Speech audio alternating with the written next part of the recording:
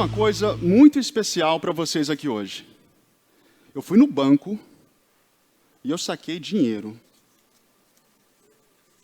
Para quem não sabe, para quem é nascido depois do ano 2000, essa tecnologia ancestral, ela era tipo como se fosse um Pix. Só que ao invés de você usar seu celular, você usava sua mão para entregar o valor para outra pessoa. Mas eu trouxe isso aqui hoje para vocês porque eu quero te levar numa viagem com ele. Uma viagem para quando eu tinha 12 anos de idade. E eu abri meu primeiro negócio, a banquinha do Danilo. Toda manhã de domingo, eu ia na Feira da Boa Vista, aqui em São José do Rio Preto, e para todo mundo que passava, eu falava, já gastou hoje com verdura, vamos gastar um pouquinho com cultura? E desse jeito, eu fiz, e eu me lembro até hoje, porque foi o máximo de dinheiro que eu fiz em um único dia lá, eu fiz R$30. E aí você deve estar pensando com você aí, Danilo, R$30 não é nada, o que dá para você fazer com R$30? Mas deixa eu colocar uma coisa em perspectiva para vocês. R$30 naquela época, quando eu tinha 12 anos de idade, só para você ter uma base de comparação, o cachorro-quente custava R$1,50. Hoje, com R$1,50, você não leva nem a salsicha. Mas eu gostava muito de comer cachorro-quente. Então, R$30 naquela semana significava que eu poderia comprar 20 hot dogs naquela semana. O fato de eu estar vivo aqui hoje é prova de que eu não fiz isso. Mas, isso plantou em mim uma ideia muito importante. Primeiro, o aprendizado sobre o valor do dinheiro. Segundo, cultura de investimentos. Eu sabia que para eu comprar outras coisas eu precisaria guardar. Ou seja, se eu quisesse comprar 20 cachorro-quente, eu podia, mas se eu quisesse comprar outras coisas, eu precisaria saber economizar. E isso nos mostra também uma coisa chamada inflação. Guarda com você essa palavrinha aí, que ela vai fazer todo sentido para a gente no final da palestra.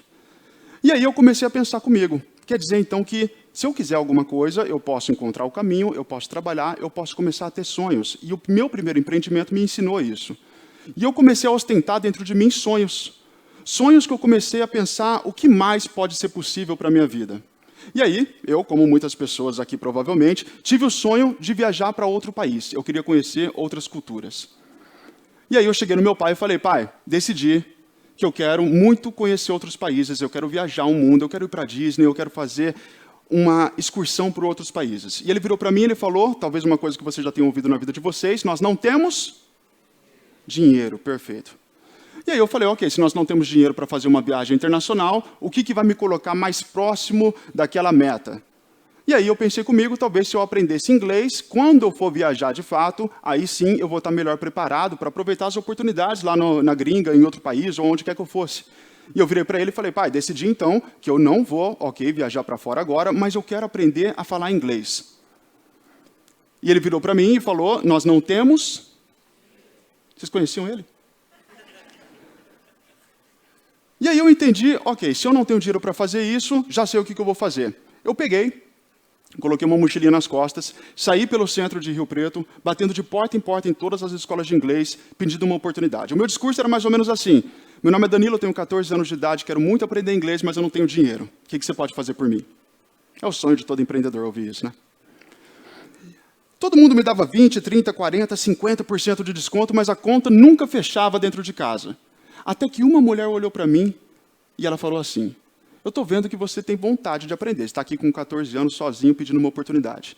Eu não posso te dar o curso de inglês de graça, mas eu posso fazer uma permuta com você. Eu preciso de alguém aqui para limpar o banheiro, eu preciso de alguém para limpar a lousa, eu preciso de alguém para levar malote no banco, eu preciso de alguém para trazer o cafezinho para a mesa numa reunião. Você topa fazer isso? Em troca, eu te dou o curso de inglês. Eu pulei dessa altura de felicidade. Falei, agora, na hora. E durante um ano foi isso que eu fiz. Saí da escola pública onde eu estudava, ia para casa, comia, ia para o curso de inglês onde eu trabalhava e de noite eu fazia o curso de inglês. Eventualmente, aprendi a falar inglês, voltei para casa e falei, pai, e agora? Eu falo inglês, bora fazer aquela viagem? Ele falou, nós não temos dinheiro. E aí, eu vi uma coisa que, quando eu falo isso agora, eu começo a denunciar a minha idade. Eu vi um amigo meu, eu vi no Orkut, ok? Eu vi no Orkut, pronto. Eu vi um amigo meu postando foto, e todo dia ele postava foto num país diferente. Um dia ele estava na Dinamarca, outro dia ele estava na Tunísia, outro dia na Noruega, outro dia nos Estados Unidos, outro dia no Chile, outro dia no Uruguai. E eu falei, o que ele está fazendo? Porque nesse ponto eu já tinha começado já a fazer uns trabalhinhos, trabalhar em shopping, trabalhar em loja. E ele trabalhou comigo. Eu sei que ele não tinha nada de especial, mas ele falava inglês. E aí eu perguntei para ele, me fala como que faz para fazer isso que você está fazendo. Se for lícito, eu quero fazer. E ele falou para mim, eu estou trabalhando num navio cruzeiro. Se você quiser, eu te dou o e-mail do pessoal que faz o recrutamento e tudo que você precisa é falar inglês. E você está dentro. Eu falei, por acaso, agora eu falo. E aí eu peguei, mandei o meu e-mail. Naquela época eu não tinha currículo nenhum, trabalhei numa lojinha ou outra, então eu coloquei minha altura, a cor dos meus olhos, meu peso, para tentar encher um pouquinho, mas eu falava inglês. E aí, quando eu cheguei lá, passei, eventualmente fui para o navio, fui trabalhar no navio, conheci 14 países. Aqui, inclusive, sou eu.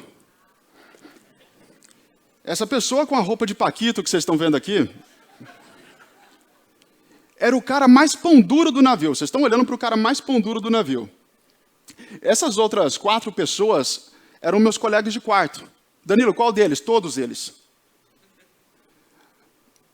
E eu trabalhei no navio cruzeiro, onde durante 9 meses eu conheci 14 países, juntei todo o dinheiro que eu pude juntar. Como eu disse, eu fui o cara mais pão duro que você imaginar do navio. Não estou falando que isso é certo, tá, gente? Isso depois, conhecendo um pouco mais sobre finanças, é conhecido como escassez.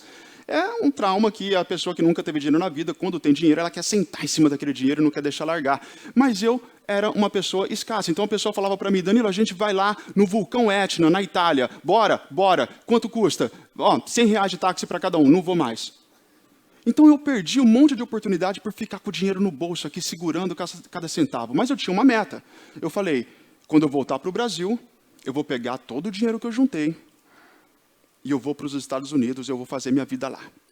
Sabe aquela música do Lulu Santos? Vou para a Califórnia, viver a vida sobre as ondas, vou ser estrela de cinema? Era o que eu ia fazer. Quando eu voltei para o Brasil,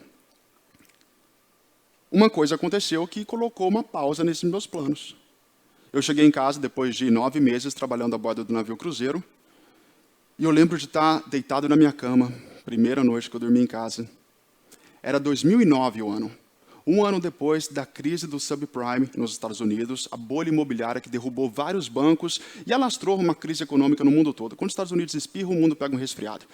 Alastrou pelo mundo todo, destruindo várias empresas, dentre elas a empresa da minha família, do meu pai. Então, na primeira noite que eu dormi em casa, eu acordei com a minha mãe fazendo um carinho na minha cabeça. Falei, como é bom estar de volta. E aí ela virou para mim e falou, nesse tempo que você ficou fora, a empresa do seu pai teve alguns problemas. E a gente vai precisar de um pouco do dinheiro que você juntou. Eu, meio sonolento ainda, falei, ok, quanto? Ela falou, tudo. Ok. Dei o dinheiro para eles. Danilo, quanto que você voltou do navio? Lembre-se, eu não gastei um centavo no navio. Eu não fiz nada, eu só juntei dinheiro. Eu voltei com $15 mil. Isso, na época, era algo próximo de R$40 mil. Nada mal para um moleque de 19 anos, dava para começar a vida. Mas, de repente, do dia para a noite, todo o meu dinheiro sumiu e meus sonhos tiveram que ser revisitados. Só que eu olhei para o que aquilo fez para minha família. Eu olhei para minha família naquele momento, eu vi as dificuldades que eles estavam passando, que nós estávamos passando, e eu pensei, não é possível, o que minha família errou? Por que minha família se colocou nessa posição? O que aconteceu? O que a gente fez de errado? E aí eu comecei a olhar em volta, eu percebi que não era minha família. Eu percebi que a segunda maior causa de divórcio no mundo são problemas financeiros. Eu descobri que 67% dos brasileiros não conseguem poupar nenhum centavo por mês. Vivem de salário em salário, salário em salário, sem espaço para imprevisto, sem espaço para lazer. E 78%, quase 80% das famílias brasileiras são endividadas, ou estão endividadas. Aí eu pensei comigo, ok. Agora, se eu ficar rico e famoso, se eu virar um músico, se eu virar um atleta de ponta, isso não vai acontecer comigo, né? Até eu ouvi o Ronaldo, fenômeno jogador, falando que 95% dos jogadores, depois de 5 anos que eles se aposentam, eles quebram. E isso é verdade para jogadores da NFL, da NBA, isso é verdade para músicos, atores. Então, peraí, quer dizer que ninguém sabe lidar com dinheiro?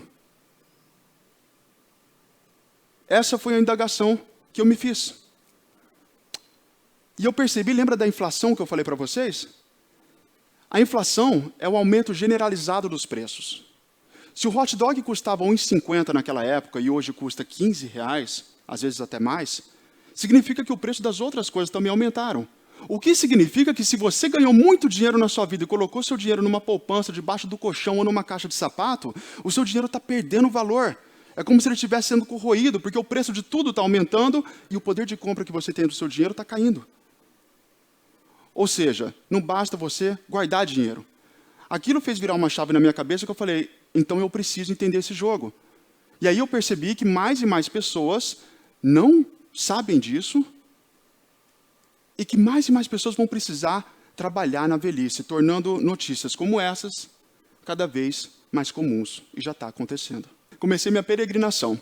Fui estudar livros, vídeos, palestras, cursos, treinamentos, mentores. Fui mentorado por bilionários da Bolsa Brasileira e utilizei o que eles me ensinaram na minha própria vida e mudei a minha vida e a história da minha linhagem a partir de mim. Meu filho, meus netos, eles vão ter outra história porque eu tomei uma decisão. Eu tomei a decisão, quando aquilo aconteceu com a minha família, de que eu nunca mais ia sofrer por dinheiro, de que eu nunca mais ia ter dificuldade financeira na minha vida. Eu dediquei todos os meus anos, os meus dias, as minhas semanas, as minhas horas para entender o jogo do dinheiro. E eu aprendi muitas coisas com isso. Quando eu consegui entender isso para a minha própria vida, eu comecei a olhar em volta mais uma vez. E eu percebi que o motivo pelo qual muitas famílias estavam sendo destruídas por problemas financeiros é porque ninguém consegue ajudar o outro se tiver caído também. É igual quando você está no avião, e quando dá aquela mensagem, em caso de turbulência, em caso de emergência, vai cair uma máscara. Você coloca em quem primeiro? Em você ou no seu filho? Você coloca em você. Porque se você não estiver de pé, não tem como você colocar no seu filho. Então, virou a minha missão de vida fazer com que outras pessoas se levantassem financeiramente e que eu colocasse outras pessoas de pé financeiramente. E para isso, eu criei uma organização social dedicada a democratizar a educação financeira em periferias, escolas públicas e favelas. E nós fazemos isso através de uma metodologia chamada equação de impacto. Diferente das equações que a gente aprende na escola, essa equação é muito simples. A equação de impacto tem esse nome porque ela é inspirada nas 4 operações matemáticas básicas. Começando por dividir. A gente divide o sonho. Nós entramos nas escolas públicas, nas favelas, nas periferias, e nós inspiramos pessoas com o sonho de uma vida próspera, de uma vida financeiramente estável, com a prosperidade financeira que é possível e é um direito de todos. Depois, nós somamos oportunidades, trazendo essas pessoas para cursos, treinamentos e mentorias dedicados a eles, com a linguagem deles. E depois, nós diminuímos as desigualdades, trazendo essas pessoas para cursarem cursos superiores, faculdades, cursos profissionalizantes, em parceria com universidades, em parceria com grandes empresas. E depois, multiplicação. Nós convidamos essas pessoas para ajudarem a multiplicar o impacto, trazendo outras pessoas para o mundo das finanças, da educação financeira. Durante esse período todo, e com a equação de impacto, eu pude ver coisas incríveis.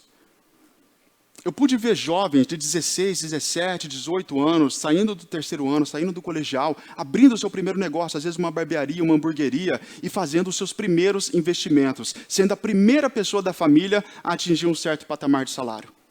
Eu pude ver pessoas saindo de relacionamentos abusivos, onde havia uma codependência financeira. Por outro lado, eu pude ver também pessoas restaurando casamentos porque elas entraram na mesma página financeira e conseguiram alinhar as contas, o diálogo e a união do casal. Tudo isso me ensinou uma coisa.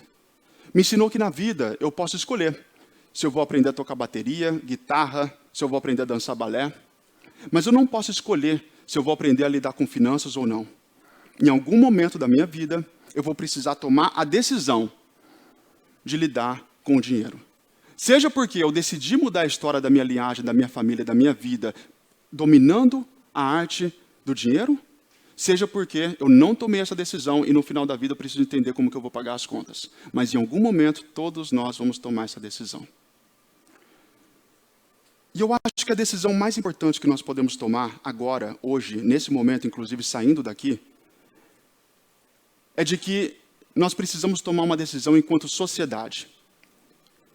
Saiu recentemente uma pesquisa de que para uma família pobre brasileira e para a renda média, pode levar até 9 gerações. 9 gerações para sair da pobreza para a renda média. É o segundo pior lugar num ranking de mobilidade social entre 30 países. Então, a decisão que nós precisamos tomar aqui é que a missão mais importante da nossa geração é redimir a alma do brasileiro dos males da pobreza, da desigualdade e da miséria. E entender de uma vez por todas que nós temos que tomar a decisão novamente de mandar um recado para o mundo de que o oposto de pobreza não é riqueza, é dignidade. Obrigado.